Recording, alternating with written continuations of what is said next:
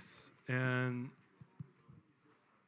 before we start, just a bit of context too. So in addition to Commit Boost, I am working on this effort called Fabric, which is geared towards trying to create minimal viable implementations and standards for based rollups, which all these teams have been very supportive of, and I'm grateful. But one of the first users of Preconfs, other than maybe traders and speculators around the gas and block space, is based rollups. And we have 3 of the leaders here up front. Maybe we'll just start with introductions, and maybe no one in this room needs it, but the pitch on why you should be based. We'll start with Amir from Puffer. Yes, thank you. Amir from Buffer. I'm one of the founders of Buffer Labs. Maybe you guys initially know us all as this fully permissionless LRT, where you can spin up an Ethereum validator, but also take advantage of like getting the restaking yield. The reason we stepped into this space was actually enabling like fair opportunities to everyone. Because with restaking, a lot of people said, oh, solo validators are out of the picture. They're not going to make as much money as the institutions because people are not going to delegate their power to others. So in continuation of that, we became a fully fledged like DeFi protocol that provides yields to users.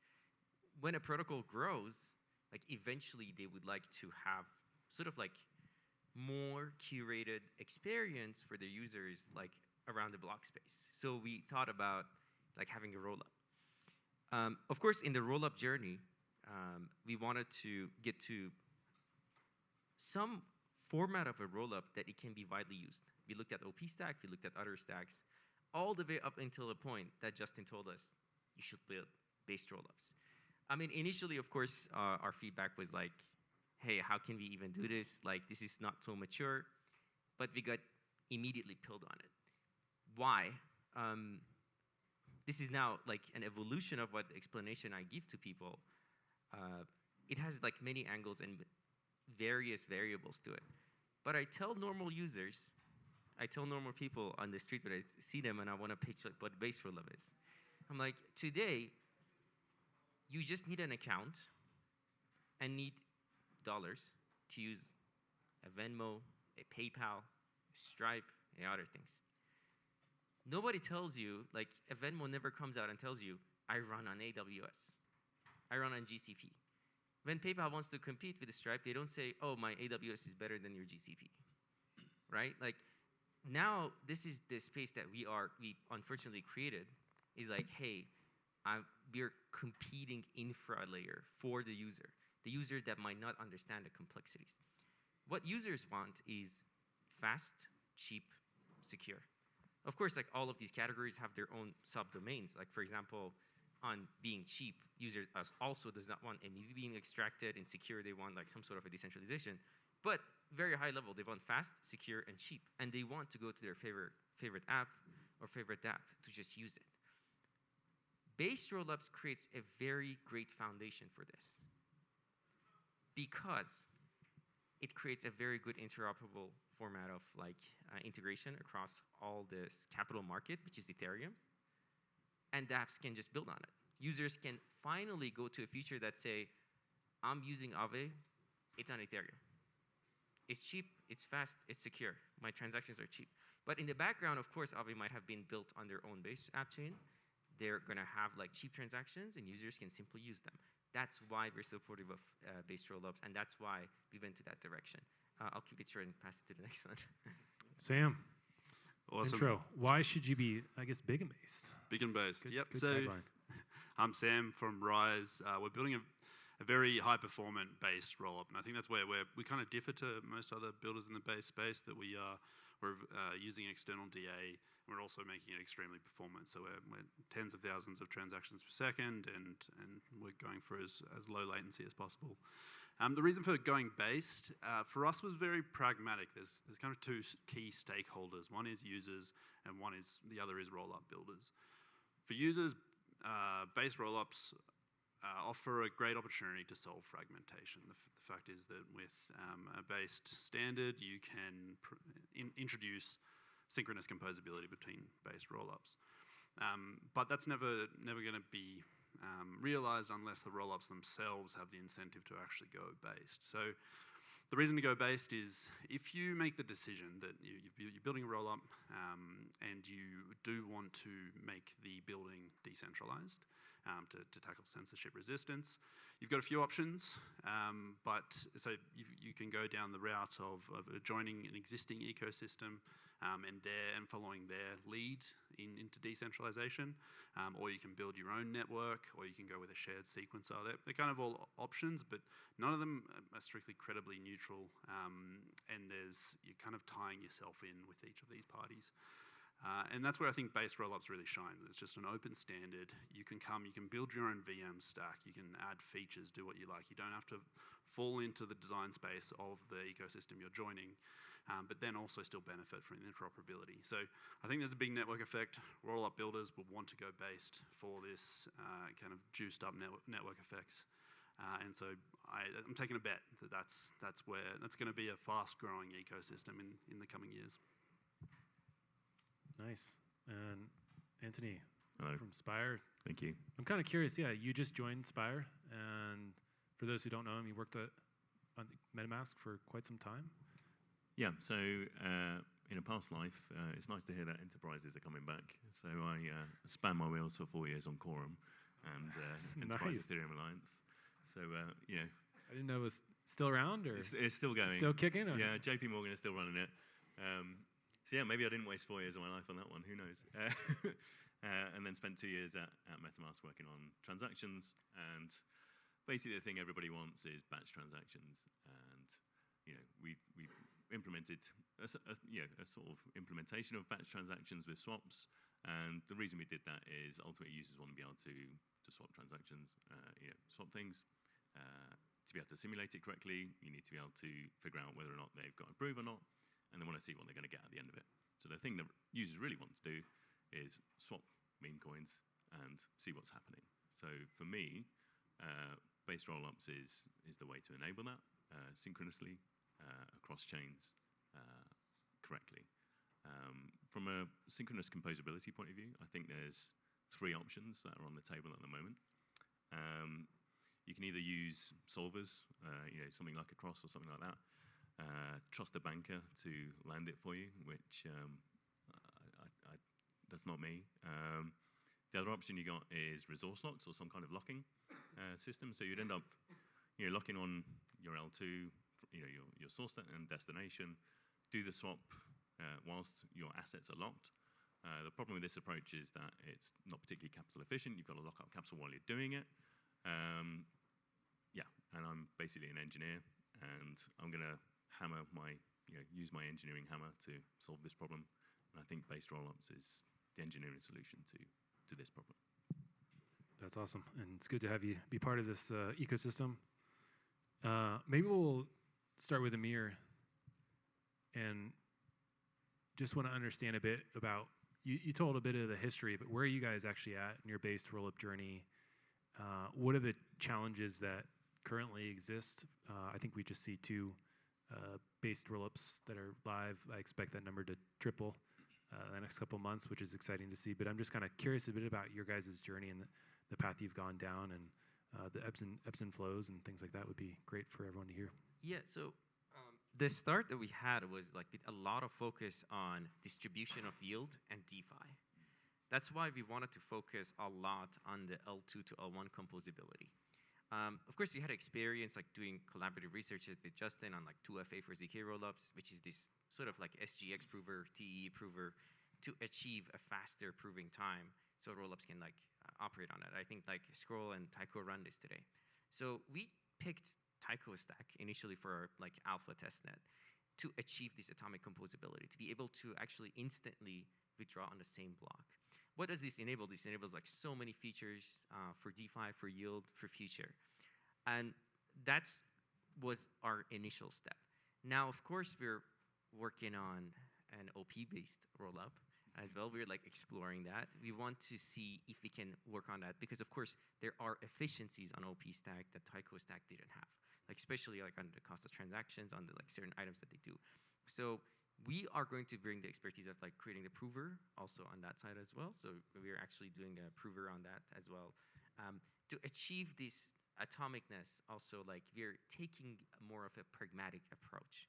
I know there are so many like concerns about TEs, but the way that we're building them, we're gonna like diversify manufacturers. We're gonna actually like do sort of an aggregated signature of like diversified manufacturer of TEs, so we can reduce this trust vector of like atomicness. On the other hand, we have seen that like to achieve a preconf sort of like network that someone can trust, you need a lot of economic security. Us being an eigenlayer right now, an eigenlayer as an ecosystem that is designed for economic security, we decided to launch our own preconf ETHGas. The direction we also chose was another pragmatic direction we chose on preconfs, which was going down the route of these leader-based preconfs, which the Gattaca team is actually working on right now. Essentially, you delegate the proposal rights, quite similar to MevBoost when you do block building rights to others. You do preconf rights delegation to these gateways, and the gateway will be in charge of proposing and preconfing. And since we picked this route because we believe today not all validators are ready to just opt into this preconf network.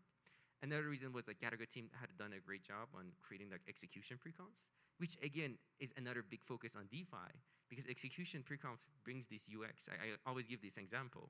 When you request to purchase an ETH for, unfortunately, I don't know, $2,300 right now, you want it to be done at $2,300. That's what execution preconfs, like, that's the UX luxury that you get with execution preconfs. And that's where we think pragmatically to get to fast transactions, the easiest way is on L2 is actually going that route of the like, leader base and what Gattaca team does. So overall, that's where we are today. Of course, we're going on the beta phase of the testnet very soon, and yeah, hoping to see more. That's awesome. Yeah, hopefully in the next few months, see you guys go live as well as others, and maybe one of those others would be Rise. I would say, so Sam, it'd be great to get your kind of lay of the land. They're structured a little uniquely. Hopefully I'm not insulting, but they are optimizing for high performance, and so they don't use Ethereum DA. There's things like that, and so it is, this is a great testament to why maybe base sequencing does provide value, despite what some folks on crypto Twitter say. And so just good to get your perspective on contrasting, and even like the bootstrapping. You alluded to this in your intro, but really if you could kind of double click on these things, it'd be great to hear more. Double click on the why based, and kind of how it works with the other parts of your tech stack and some of those things. So they're almost the performance side of our stack is it's kind of it's not perpendicular to the base component. Like we can build a performance stack, and then the base stack can be mostly separate. It's really about, it depends on how much we're willing to have a large block builder. It's like the size of the hardware of the block builder or the gateway per se. But to touch on how we differ using alt-DA and what that means in the based ecosystem is that we want to be based for the primary reason of there's reasons around decentralization and great security, but predominantly it's for interoperability. And being OP based and alt-DA makes it a little bit difficult.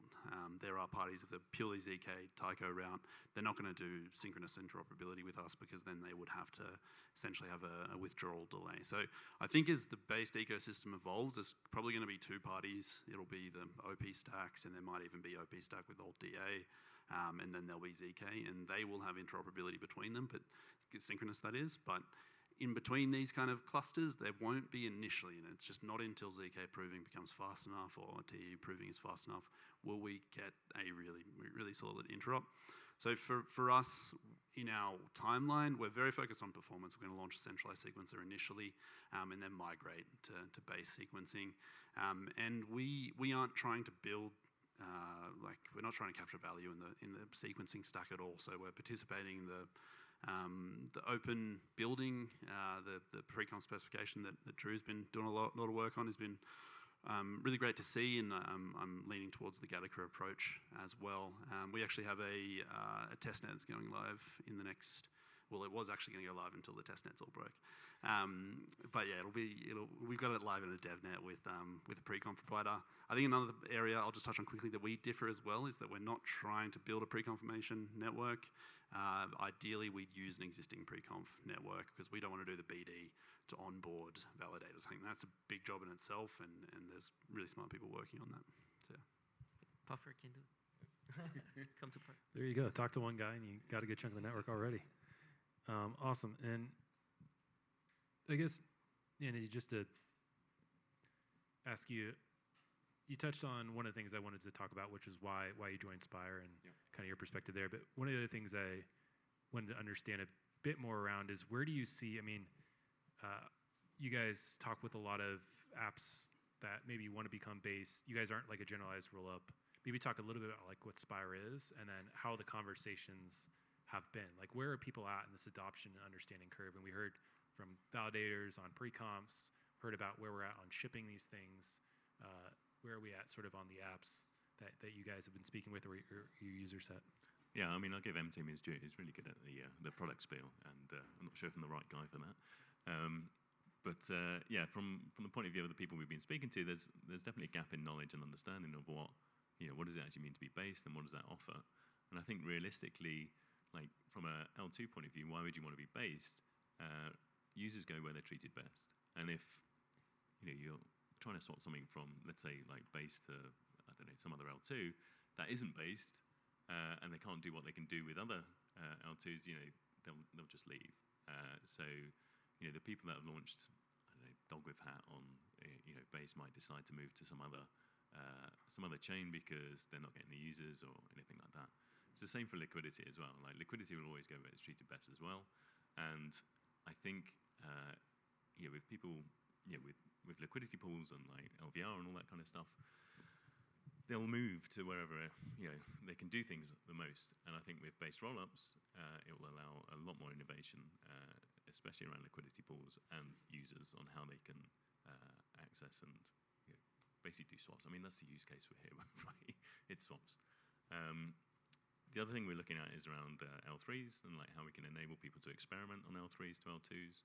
So there's this sort of risk aversion we're seeing with a lot of L2s. Like they don't want to go, jumping in with 2 feet for being like a base stack. They want to experiment a little bit.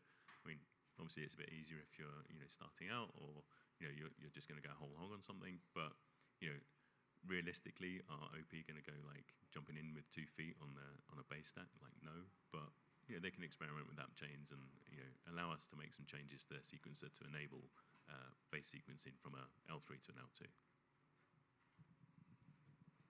That's good. Makes sense? Yeah, absolutely. And I guess, like, one of the hot button topics is Preconfs with regards to centralization risks, and this is generally people's criticism around based rollups. There's a few others that they have in mind. Doesn't actually solve anything. A whole host of things that may not be true.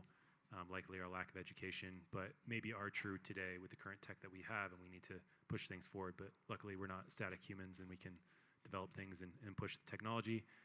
But I would be curious in getting your guys' perspectives around some of those centralization risks that do come from this. And I think I heard 2 people talk about pragmatic approaches that progress towards decentralization, which I think is a fair way a lot of things have started in crypto.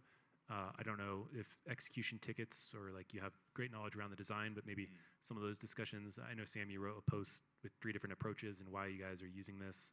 But it'd be good to kind of go down the line and get each of your guys' sort of perspectives around this. Yeah, so I think this has a lot to do with cycles as well. Like when we were in when we were in bear market, we always like start going to like such like niche fundamentals. Like we need absolute decentralization. We need like this, and then that. But then we want to bring the same energy to bull run. Well, there's a lot of competition comes for something like an Ethereum. I'm going to get to it at this approach from this angle, why we need to do pragmatic versus like why we need to like really hone on this like small nitty gritty details on this. And that's why I feel like right now we are like much incentivized to go the pragmatic way. Now let's talk about Preconfs, like something like about what Charlie from Paradigm wrote or others. Like of course this wasn't the first time I saw like publicly spoke about like Ed from Arbitrum was one of the main sort of like critics of actually doing Preconfs like very early on at ETC when we had a chat. He was just saying that I'd rather trust like some centralized sequencer that gets run by Uniswap or some others than trusting the block builders on Ethereum right now. Like that was probably sentence by sentence, word by word from him. And right now, that's the direction that we feel like is pragmatic to go on the preconfs as well, the leader-based preconfs that, or the gateway system that is in the works today. Why is that? It's because, first of all, like coordinating this like 95% of the validator set to start like preconfing for you is like just a big pain. That's like number one big ask here to do. The other side of things is like development like cycles, like the cost. Like we don't even know if the UX is going to be good if the at-home like staker is going to start like submitting the blocks for the sequencer or like the stuff. Like so, our chain is going to suck. It's not going to be able to really compete with the existing centralized sequencer ones or the non-based rollups. That's why we believe like choosing this approach of like using a service like ETHGas today with enough economic security is going to actually create enough like comfort around it for using it. Of course, there are the block builders. There are ways that are like in the design today, like inclusion list or many other things that they're proposing that the reliance on trust of these block builders are going to be reduced by much more. It's going to come in the future. Already, they're not like doing malicious things because we know who they are. Like if they do malicious things that they can just be deleted. Like they're like, okay, you just did messed up thing, go away. But like, if we start things with something like economic security backing, right now, like, I don't know, we have about 7% of the validator sets on the AVS that we put for the preconfs. We put at economic security behind this gateway, and we're like, okay, gateway, you have a bunch of economic security that is going to potentially be much more than the TVL that even going to sit on any of these rollups. But I don't want to like mess the TVL with the economic security that they need, really, because the math is different.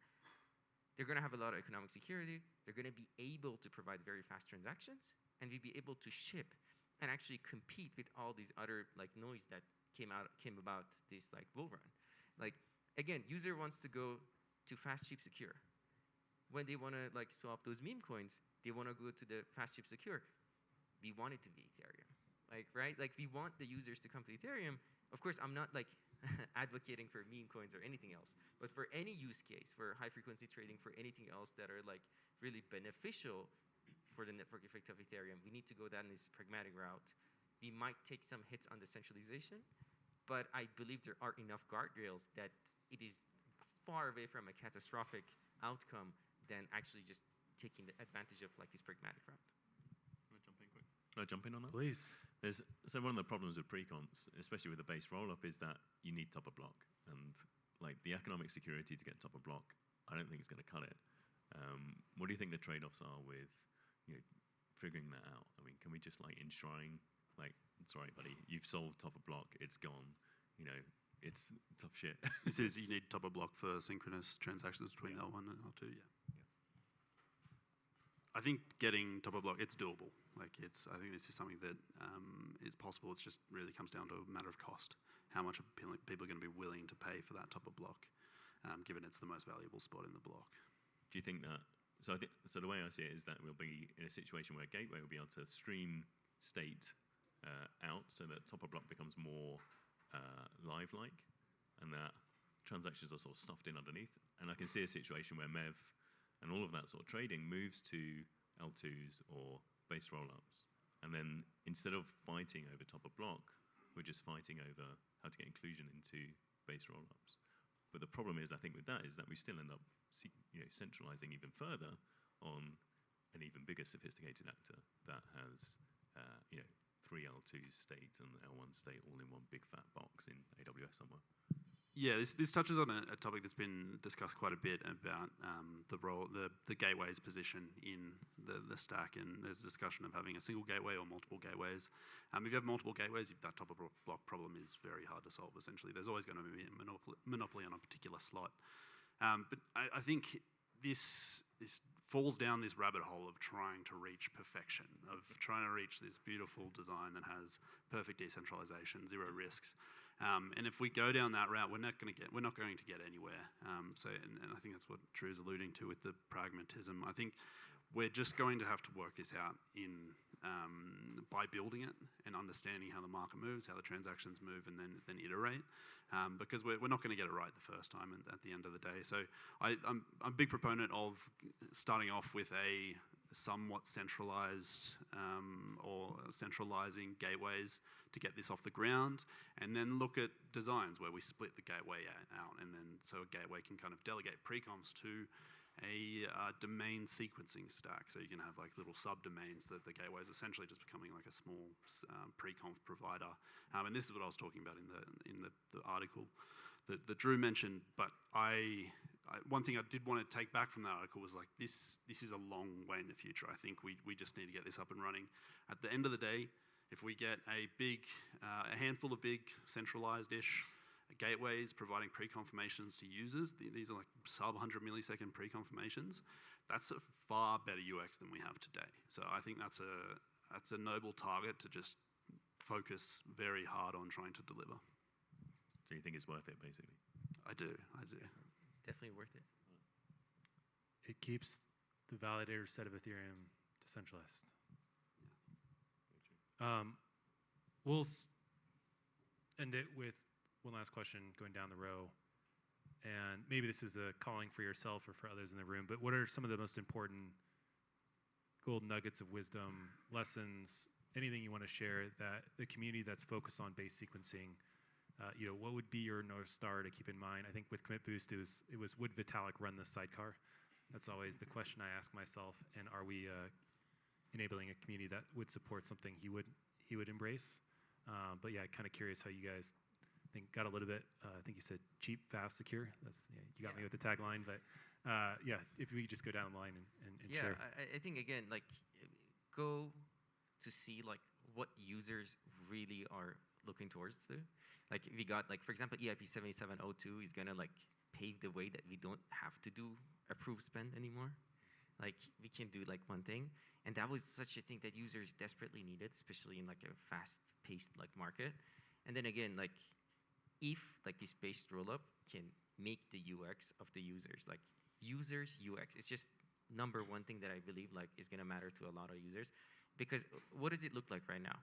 Like if I'm a rollup, either like I have a fraud proof or I have a couple hours like a ZK proof, or if I want to give those like real time sort of cross-chain transaction to users, I'm just gonna throw the risk to a third party and say, oh, this bridge is also cool.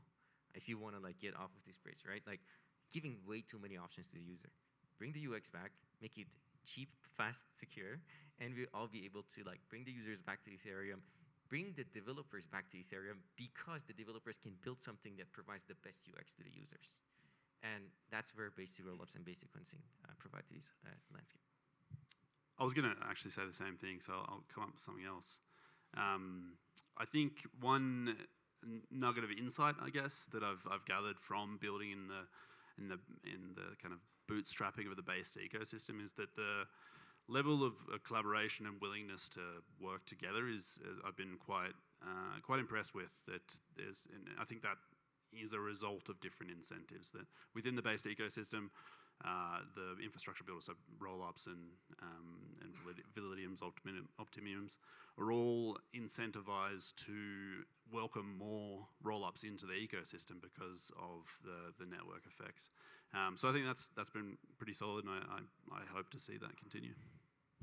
Yeah, before you go, I just want to emphasize that too. Again, I think in Chiang Mai, all the competitors that were building preconfs were all literally in a hotel suite around a 40-inch computer screen trying to spec out how they were all going to align on standards. And you just don't see that a lot in Ethereum today across the ecosystem. So would echo what Sam is saying there. Sorry to cut you off. Go ahead.